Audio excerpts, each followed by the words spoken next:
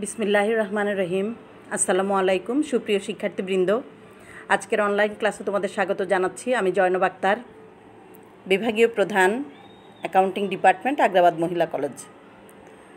প্রিয় শিক্ষার্থীরা, BBS final ইয়ারের স্টুডেন্টস, তোমাদের যেটা করাচ্ছিলাম ইতিমধ্যে তোমাদের company financial statement, cash flow statement এগুলা শেষ করলাম। শেষ করে আমি এখন আসছি অ্যাকাউন্টিং ফর ব্যাংকিং কোম্পানিজ, অর্থাৎ ব্যাংকিং কোম্পানির হিসাব বিজ্ঞান সম্পর্কে আলোচনা করব এবং ব্যাংকিং কোম্পানির হিসাব কিভাবে আমরা করি সেটাই করাবো তোমাদের। তো গত ক্লাসে আমি তোমাদের অ্যাকাউন্টিং ফর ব্যাংকিং কোম্পানিজ অর্থাৎ ব্যাংক সম্পর্কিত যাবতীয় তথ্য তোমাদের দিয়েছি এবং কিভাবে কি অ্যাকাউন্ট করতে হয় সেটাও বলেছি।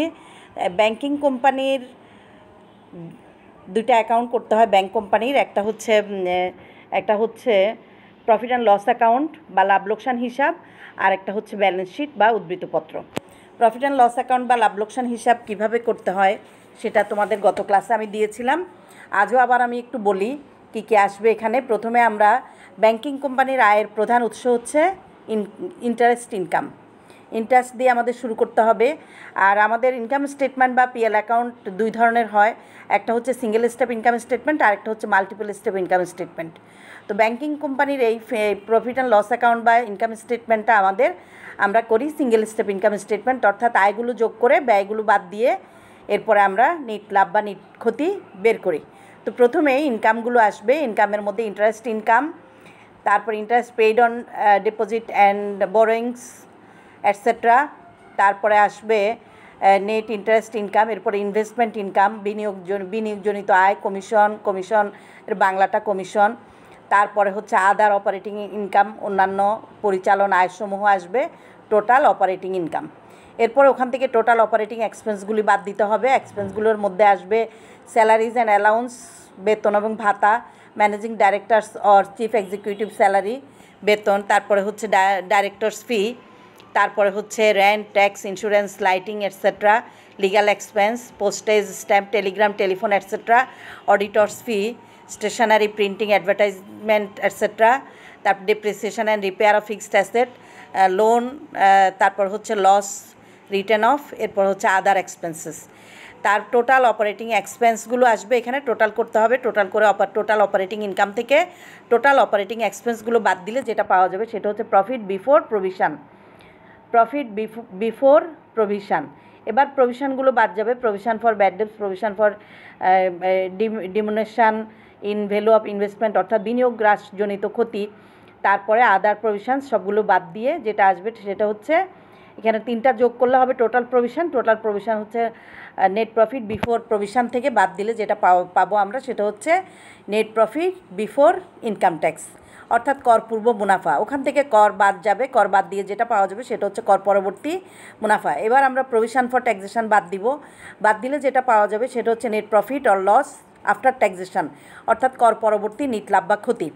এখান থেকে নিট লাভ থেকে কিছু ফান্ড তৈরি করতে হয়, সেই ফান্ডগুলো বাদ দিয়ে যেটা হবে সেটা হচ্ছে অ্যাকচুয়াল প্রফিট বা রিটেইন প্রফিট, সংরক্ষিত মুনাফা।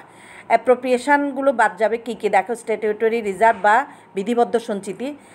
ব্যাংকিং কোম্পানির ক্ষেত্রে 20% রিজার্ভ রাখা বাধ্যতামূলক, সেটা হচ্ছে বিধিবদ্ধ সঞ্চিতি, রাখতেই হবে। তারপরে জেনারেল রিজার্ভ, এটা শর্তে দেয়া থাকলে আসবে, না থাকলে আসবে না। ডিভিডেন্ড পেইড, এটাও আসবে, বাদ দিতে হবে। বাদ দিয়ে যেটা পাওয়া যাবে সেটা হচ্ছে retained profit or loss. Retained profit or loss থেকে মাঝে মাঝে রিটেন আর্নিংস পার শেয়ার বের করতে হয়। আমরা যদি শেয়ারের সংখ্যা দিয়ে টোটাল আর্নিংটা বা নেট প্রফিটটাকে শেয়ারের সংখ্যা দিয়ে ভাগ করি তাহলে আর্নিং পার শেয়ার পাওয়া যাবে। এভাবে আমরা আর্নিং পার শেয়ার বের করব। তাহলে এটা একটা ইনকাম স্টেটমেন্ট বা প্রফিট অ্যান্ড লস অ্যাকাউন্টের শিডিউল দিলাম তোমাদের। এবারে আসছো ব্যালেন্স শিটটা কীভাবে ছন্দে মনে রাখবে সেটা তোমাদেরকে একটু বলে দিই।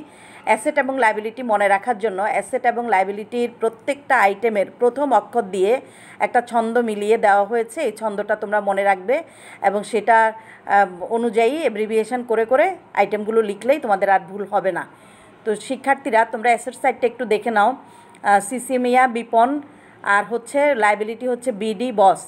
সিসিমিয়া বিপণ দিয়ে কি হয় একটু দেখো। প্রত্যেকটা কিন্তু আমি বলেছি প্রত্যেকটা আইটেমের প্রথম অক্ষর দিয়ে এই ছন্দটা মিলানো হয়েছে। তাহলে প্রথম সি দিয়ে হচ্ছে ক্যাশ ইন হ্যান্ড, তারপরে সি দিয়ে হচ্ছে ক্যাশ উইথ আদার ব্যাংক, তারপরে এম দিয়ে হচ্ছে মানি at call and short notice, I হচ্ছে ইনভেস্টমেন্ট, এ হচ্ছে অ্যাডভান্স, বি দিয়ে হচ্ছে বিলস পারচেজ অ্যান্ড ডিসকাউন্ট, পি হচ্ছে প্রিমিসেস, ও দিয়ে হচ্ছে আদার অ্যাসেট, অ্যান্ড হচ্ছে নন ব্যাংকিং অ্যাসেট। তাহলে এই হচ্ছে অ্যাসেট সাইড। এবার লাইবিলিটি সাইড। লাইবিলিটি প্রথমে B, borrowing from other bank, অন্যান্য ব্যাংক হতে ঋণ বা ঋণ নেয়া। তারপর হচ্ছে ডিপোজিট অ্যান্ড আদার্স। এরপরে আসবে বি দিয়ে বিলস পেবেল, আর ও দিয়ে আদার লাইবিলিটিস, অ্যাস হচ্ছে শেয়ার হোল্ডার্স ইকুইটি। এখন অ্যাসেটের মধ্যে প্রথমে ক্যাশ ইন হ্যান্ড বা ক্যাশ ডিপোজিট যেগুলো আসবে, ক্যাশ উইথ আদার ব্যাংক সবগুলো আসবে। তারপরে মানি at call and short notice, চাইবা মাত্র স্বল্প মেয়াদে শর্ট নোটিসে দেয়া। ইনভেস্টমেন্ট, আইতে ইনভেস্টমেন্ট, অর্থাৎ ইনভেস্টমেন্ট গভর্নমেন্ট হতে পারে, আদার্স হতে পারে। বিলস পারচেজ অ্যান্ড ডিসকাউন্ট আসবে। তারপরে এরপরে আসবে আদার অ্যাসেট, নন ব্যাংকিং অ্যাসেট। তারপরে বোরোয়িং ফ্রম আদার ব্যাংকস, অন্যান্য ব্যাংক হতে ঋণ। তারপর ডিপোজিট অ্যান্ড আদার্সের মধ্যে আসবে current deposit, savings deposit, fixed deposit, অন্যান্য ক্লাসিফাইড ডিপোজিট ইত্যাদি। এরপরে আসবে বিলস পেবেল, এরপরে আদার লাইবিলিটিস, অন্যান্য দায়গুলো যেগুলো প্রশ্নে দেয়া থাকবে দায় পাশে। তারপর হচ্ছে শেয়ার হোল্ডার সিকিউরিটি বা শেয়ার মালিকানা, শেয়ার মালিকদের সত্ত্ব বা মালিকানা তহবিল বলা যেতে পারে। এইভাবে আমরা যদি প্রত্যেকটা আইটেমের প্রথম অক্ষরটা মনে রাখি, তাহলে ব্যালেন্স শিটের অ্যাসেট এবং লাইবিলিটি সাইড সহজে মনে রাখা যাবে। সহজে মনে রাখার জন্য সিসিমিয়া বিপন আর বিডি বস, এই দুইটা তোমাদের মনে রাখতে হবে। সিসিমিয়া বিপন এটা হচ্ছে অ্যাসেট, বিডি বস হচ্ছে লাইবিলিটি। তাহলে সিসিমিয়া বিপনের মধ্যে যেভাবে আছে সিরিয়ালটা মেনটেন করতে পারবা, বিডি বসের মধ্যে যেভাবে আছে সেভাবে তোমরা মেনটেন করতে পারবা। লাইবিলিটিগুলো সেভাবে ধারাবাহিকভাবে লিখতে পারবা, যেহেতু এটা যৌথ মূলধনী কোম্পানি, এটা একটা আইন অনুযায়ী সৃষ্ট একটা কোম্পানি, সুতরাং তাদেরও ব্যালেন্স শিটটা নিজস্ব ফর্মে করতে হয়। এই জন্য ফর্মটা তোমাদের মুখস্থ রাখতে হবে, কোনটার পরে কোনটা আসবে সেই জিনিসগুলো ভালো করে মনে রেখে করতে হবে। তো প্রিয় শিক্ষার্থীরা, আজকে তোমাদেরকে ব্যালেন্স শিটের আইটেমগুলো, ব্যালেন্স শিটের লাইবিলিটি এবং অ্যাসেট সাইডে কী কী আসবে সেটা একটু দিয়ে দিলাম, আর প্রফিট অ্যান্ড লস অ্যাকাউন্টটা কীভাবে করতে হবে সেটাও একটু বলে দিলাম। তাহলে নেক্সট ক্লাস থেকে তোমাদের অঙ্ক শুরু করব। ততক্ষণ পর্যন্ত তোমরা সবাই ভালো থাকো, সুস্থ থাকো। আমি আজকের অনলাইন ক্লাসটা এখানেই শেষ করছি। সবাই ভালো থাকবে। আল্লাহ হাফেজ।